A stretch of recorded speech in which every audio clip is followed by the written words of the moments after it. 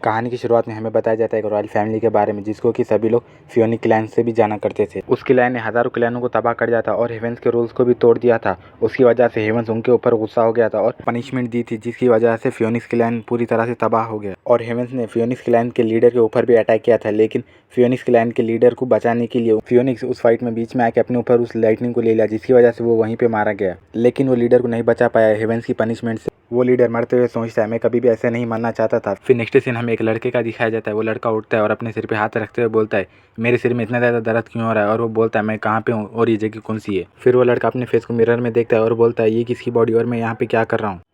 फिर हमें पता चलता है इस बच्चे की बॉडी के अंदर लीडर की सोल आ गई होती है और वो लीडर को उस बच्चे की मेमोरीज याद आ रही होती है, जिसमें सभी लोग उस बच्चे की इंसल्ट करते थे और उसे मारा करते थे हमेशा। लीडर फिर बोलता है, तुम टेंशन मत लो, तुम्हारी बॉडी का आज से मैं पूरा ख्याल रखूंगा, तुम्हें कोई भी परेशान नहीं करेगा। तभी बाहर से किसी के चिल्लाने की आवाज़ आती है। फिर हमें बाहर का सीन दिखाया जाता है। कुछ लड़के उस रूम में आने की कोशिश कर रहे होते हैं। उन्हें एक लड़की रोक रही होती है और वो बोलती है, तुम अंदर नहीं जा सकते, अभी वो बहुत ज़्यादा बीमार है। फिर वो लड़के हंसते हुए बोलते, तुम्हारी हिम्मत कैसी हुई हमें रोकने की। वो लड़का उस लड़की को बोलता है, तुम तो बहुत ज़्यादा खूबसूरत और ब्यूटी हो, तुम्हें इस जैसे कचरे को प्रोटेक्ट नहीं करना चाहिए, तुम्हें तो हमारे ब्रदर के साथ रहना चाहिए, हमारा ब्रदर तुम्हें बहुत ज़्यादा खुश कर देगा। और वो उस लड़की को पकड़ लेते हैं। वो लड़की रोते हुए बोलती है, प्लीज़ यंग मास्टर मेरी हेल्प करो। तभी वहाँ पे एक ब्लास्ट होता है। सभी लोग बोलते हैं, यहाँ पे क्या हो रहा है। उस ब्लास्ट के अंदर से धुएं में से कोई एक आ रहा होता है। सभी लोग बोलते हैं, कौन है। फिर हमें पता चलता है ये हमारा हीरो है। फिर लू अपनी पावर को रिलीज करते हुए बोलता है, तुम उसे जल्दी से छोड़ दो वरना तुम्हारे साथ बहुत बुरा होगा। फिर वो लड़का लू को बोलता है, तुम्हारी इतनी हिम्मत, तुम हमें धमकी दो, तुम एक कचरा हो सिर्फ। फिर वो लड़के हंसते हुए बोलते हैं, हम 3 हैं और तुम 1, क्या तुम हमें हरा पाओगे। फिर वो लड़का हंसते हुए बोलता है, हम तो आज इस छोटी बच्ची से बहुत ज़्यादा मजे करेंगे।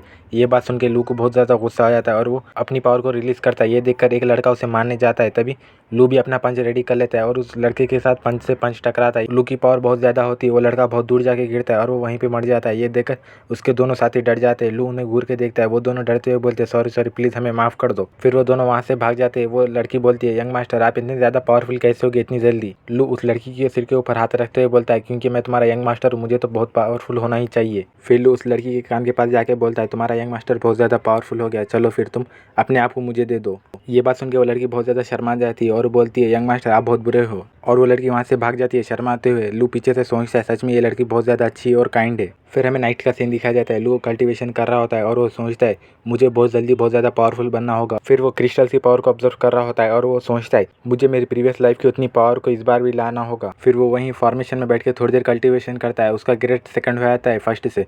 फिर ऐसे ही करते करते और कुछ देर होती है, उसका ग्रेड 5th हो जाता है। वो बोलता है, बहुत जल्दी हो गया मेरा 5th ग्रेड। फिर वो बोलता है, मुझे पहले डेंटियान को बनाना होगा, जिसकी वजह से मेरी कल्टीवेशन बहुत जल्दी बढ़ेगी। फिर वो डेंटियान को बनाने लगता है। उसे बहुत ज़्यादा तकलीफ और पेन हो रहा होता है। फिर वो अपनी केओस की डेंटियान को बना लेता है और बोलता है, मैं भी अब गॉड जितना पावरफुल बन सकता हूँ। फिर हमें नेक्स्ट सीन एकेडमी का दिखाया जाता है, जहाँ पे ली और वो लड़के आए हुए होते हैं। फिर वो लड़की ली का हाथ पकड़ लेती है और बोलती है, यंग मास्टर प्लीज़ आप मेरे साथ चलिए ना, अपन जुआनजी डायनेस्टी की क्वीन का स्टैचू देखेंगे। लू ये बात सुन के शौक हो जाता है और बोलता है, क्या हम स्टैचू देखेंगे। फिर नेक्स्ट सीन में वो दोनों स्टैचू के सामने खड़े होते हैं और वो दोनों स्टैचू को देख रहे होते हैं। तभी ली को पीछे से किलिंग इंटेंट महसूस होता है। फिर ली पीछे मुड़ के उसी लड़के को देखता है और अपने मन में सोचता है, मैंने तो इसे कुछ भी नहीं कहा, लेकिन ये मुझे क्यों मानना चाहता है। तभी वहाँ पे एल्डर आते हैं और उनके साथ 2 एल्डर होते हैं। वो एल्डर सभी स्टूडेंट को बोलते हैं, सभी लोग शांत हो जाओ और चलो अब हम सेरेमनी शुरू करते हैं। और वो एल्डर बोलते हैं, सभी लोग क्वीन के सामने झुको। सभी लोग झुक जाते हैं, लेकिन ली नहीं झुकता। दूसरे स्टूडेंट गुस्सा हो जाते हैं और बोलते हैं, तुम्हारी इतनी हिम्मत, तुम क्वीन के सामने नहीं झुक रहे, तुम क्वीन की डिसरेस्पेक्ट कर रहे हो। फिर ली बोलता है, मैं कोई भी पत्थर के स्टैचू के सामने नहीं झुकता। ये बात सुन के सभी लोग शॉक हो जाते हैं और एल्डर गुस्सा हो जाते हैं और बोलते हैं, जल्दी से क्वीन के सामने झुको वरना तुम्हारे साथ बहुत बुरा होगा।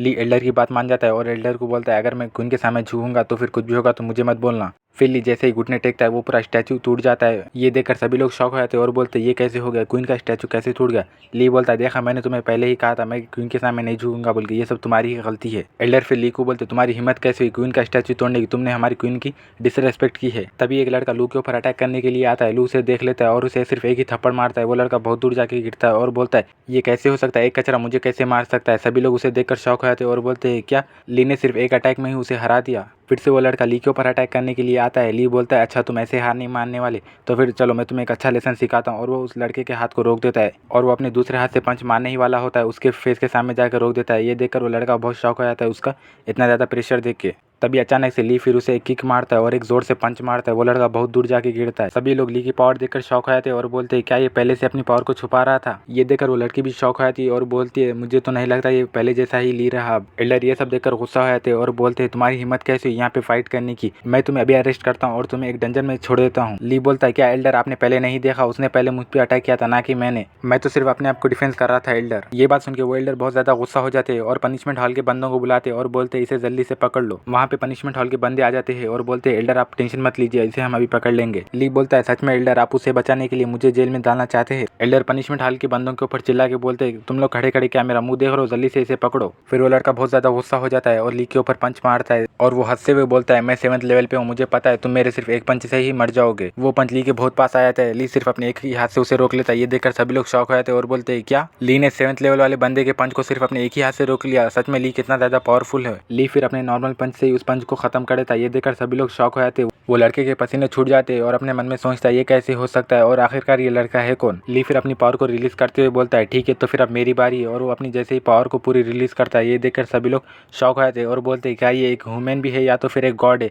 ली सिर्फ अपनी एक ही उंगली से उसके ऊपर अटैक करता है। ये देखकर वो लड़का बहुत ज्यादा डर जाता है। तभी वहाँ पे एक बहुत बड़ा ब्लास्ट होता है। ली जहाँ पे अटैक किया था वहाँ पे एक बहुत बड़ा होल आया था। सभी लोग देखकर शॉक हो जाते हैं और बोलते हैं क्या ये एक ह्यूमन है या तो फिर एक गॉड है या तो फिर एक डीमन है। ली फिर उन सभी को बोलता है अगर किसी ने भी मेरे ऊपर अटैक किया तो फिर उसका हाल भी यही होगा। तभी वो एल्डर ली के पीछे से अटैक करते हुए बोलते हैं देखना बच्चे मैं तुम्हें आज एक बहुत अच्छा सबक सिखाऊंगा। ली ये देखकर बहुत ज्यादा गुस्सा हो जाता है और बोलता है ठीक है तो फिर मैं भी रेडी हूँ। फिर ली एक बहुत पावरफुल पंच बनाता है और उस एल्डर को मारता है। वो एल्डर रोकने को देखता है, उसका हाथ टूट जाता है और वो एल्डर बोलता है मेरा हाथ टूट गया, ये कैसे हुआ। ली फिर उस एल्डर को पेट में एक पंच मारता है। उस एल्डर के मुंह से भी खून निकल जाता है। सभी लोग देखकर शॉक हो जाते हैं और बोलते हैं क्या ये लड़का एल्डर को मार देगा। और वो एल्डर उठते हुए बोलते हैं कमीने तेरी हिम्मत कैसे हुई मेरे ऊपर अटैक करने की।